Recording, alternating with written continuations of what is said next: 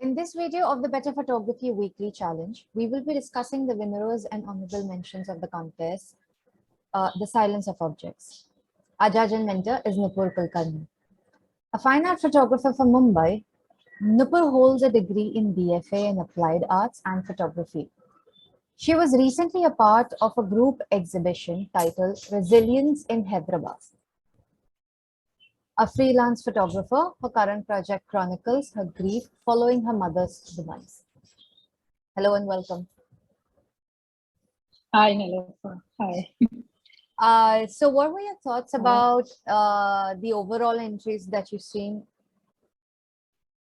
I mean, I've said this before, but I've said it to you. I was hoping for a tougher competition, very honestly.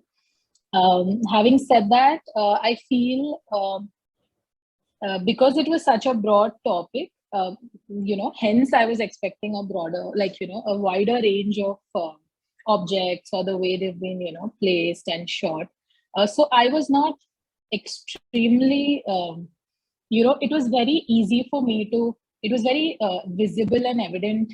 The first cut that I made, it was like, it didn't take too long. So I was hoping it takes a while, for me to kind of see them and, have a really tough fight, which didn't happen, which not to discourage the ones who, submitted and eventually the ones who won. But yeah, it could definitely have been better. Also, I think when we have these contests, as much as it is absolutely okay submitting existing images, it is also kind of nice to, after you see the video by the mentor, to go out and actually shoot. I think because you get a lot of tips from whatever little we share, so even that could be, I think that could make a lot of difference in the quality or the variety of the entries. Of course, digging up from your archives or whatever you've shot is perfectly fine. I'm not at all against it. But after you get to know the topic and the mentor talks, it just broadens things up a little. Even the other mentors that I've heard. So I think it would be a good idea to shoot after the video, That's one thing that I wanted to kind of throw some light upon. Yeah. First, we'll go through the camera category.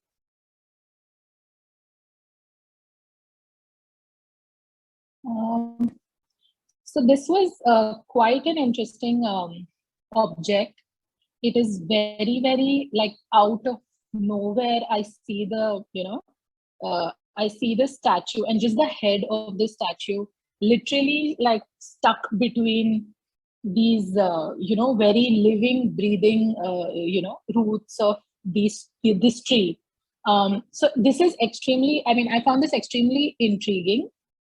I also think this object has probably been there. So it's not placed as such. So it's quite nice because the photographer like Sindhu has actually seen it or found it there and captured it. So this is lovely. I love this kind of captivity that this shows, and yet this symbol of peace literally, stuck between these branches. So really, really nice picture. Also the choice of he's gone really close. It's not a very wide shot. So I think that's kind of emphasizing the fact that this object is literally stuck there. It's making it very larger than life kind of a thing. So yeah, so this definitely made it to the shortlist.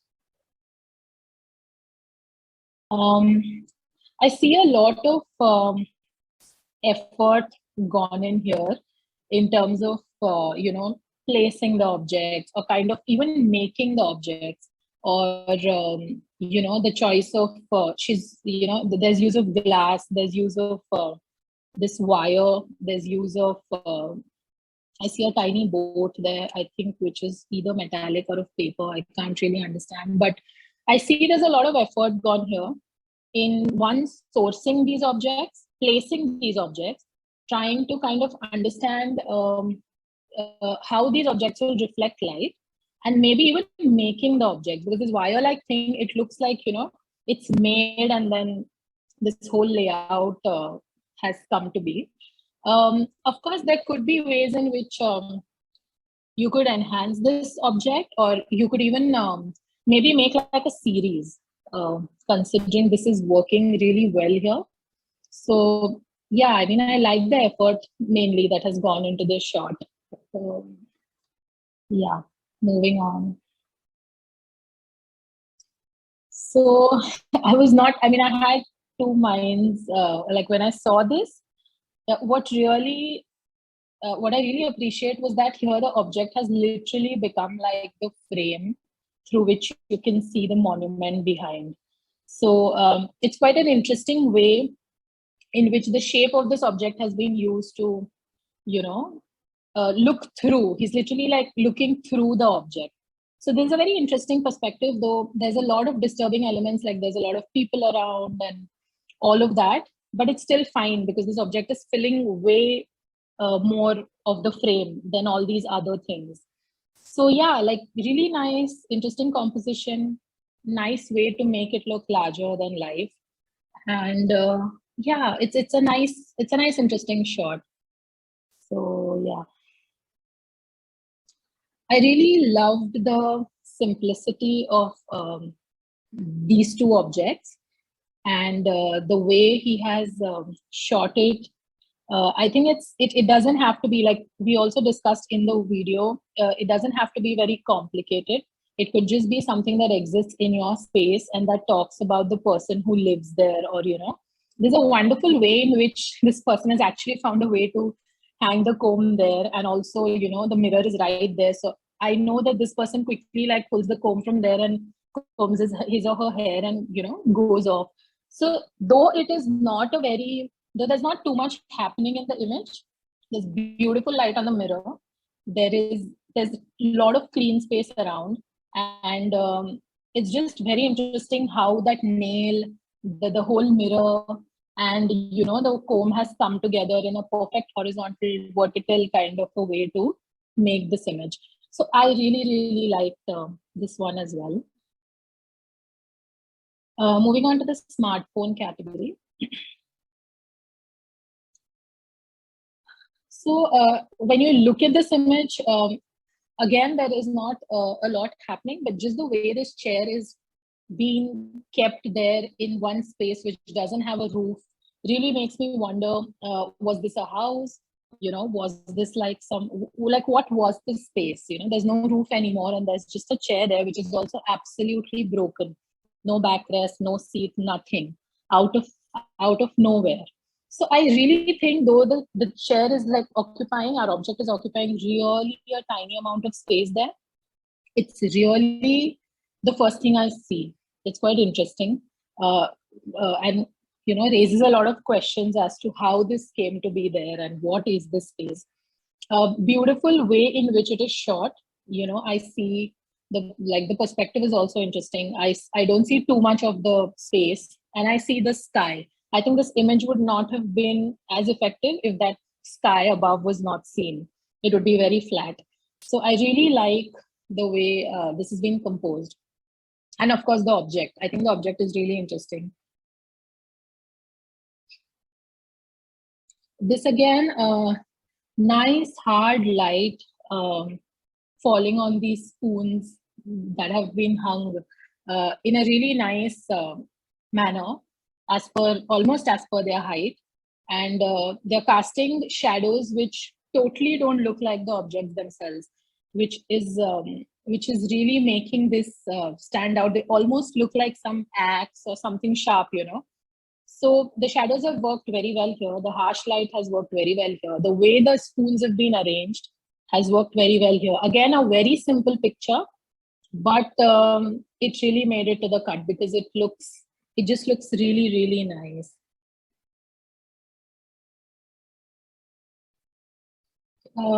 Yeah, so this is one of the more complex images that I came across, because there are a lot many objects here. The way they've been placed, I presume that they have naturally been placed like this. I see a lot of vessels. I see the milk container sort of a thing. I see a watch, a clock behind. I see some ID card hanging there. So beautiful arrangement of objects and beautiful light. What I really love about this image is that the objects are not too much in your face. In fact, they are a lot in shadow, except for those little dots of light that are falling on it. So this is a really nice example of how they don't really have to be too much in your face, but even subtly, you can kind of show their form and shape and, you know, how they reflect light. So yeah, I really love this image for the complexity of it. Yeah. So going to the winners. Yeah. So the second prize goes to Aman in the camera category. Yeah, I've said enough about this image. It's a beautiful image. So congratulations. This again, yes, I think it just for the sheer effort, this definitely deserved to be, you know, one of the winners. So yeah, this gets the first prize. Congratulations. This again in the smartphone category, this got the second prize for the reasons that I have mentioned. And yeah, this was, I think, for me, the first prize winner in the smartphone category, because it's a beautifully shot image and extremely complex, and you know, not really showing too much of the objects. It's just a nicely framed image. So yeah, I mean, these were the winners. It was yeah, it was not very hard to pick them, which was, I wish they had like more competition, but nevertheless, congratulations. Yeah. Do you have any tips or suggestions for all the entries that you've seen? Yes, I mean, like I said in the beginning, it's always a good idea to go out there and shoot after the talk by the mentor happens, because you end up seeing more work that the mentor shares, not just shot by the mentor, but also other artists. You get a few ideas, you get a few tips as to, you know, you could even enhance or reshoot a existing image, you know, from the tips. So always nice to shoot after. I mean, that is the whole point of these contests. I mean, I feel I am again not against digging out from images which you have shot, because they are your images, and if they're working well for a theme, absolutely fine to send it.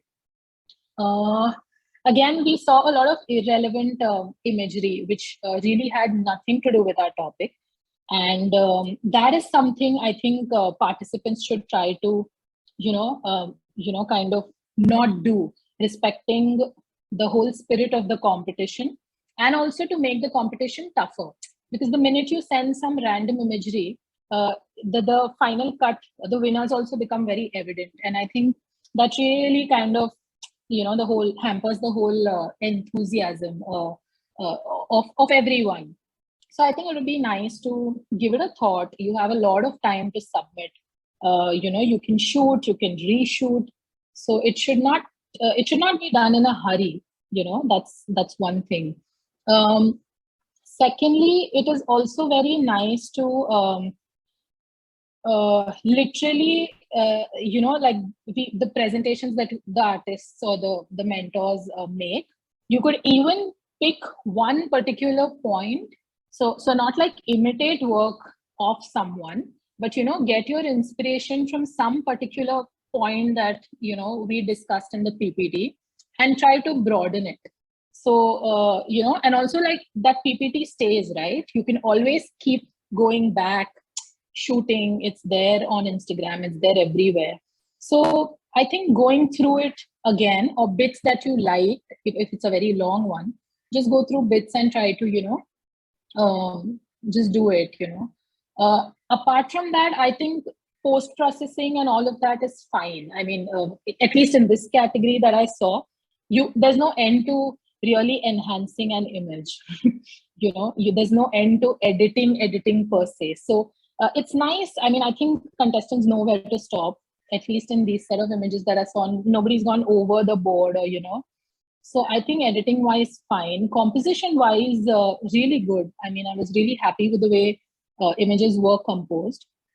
So no problem on that front. And yeah, I mean, are they allowed to like give in multiple entries?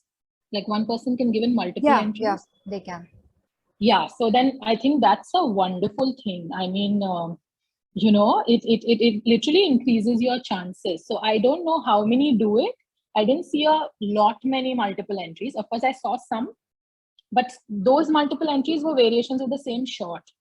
So why not just send, if you have been given the freedom of sending multiple entries, you literally send like totally different images, that not just increases your chances, but also we get to see something that's more different and more interesting. So I think it's wonderful, the kind of options that the contest gives you. I think you really need to learn to milk it. You can't just superficially submit something for time pass. I think that would really be something that I would, not just for this contest, for like all the contests to come. I think it'll be nice to see a very tough fight. Congratulations. I mean, congratulations to all the winners and all the ones who didn't win also. I mean, I'm sure I'm sure we'll get to see your images there as well.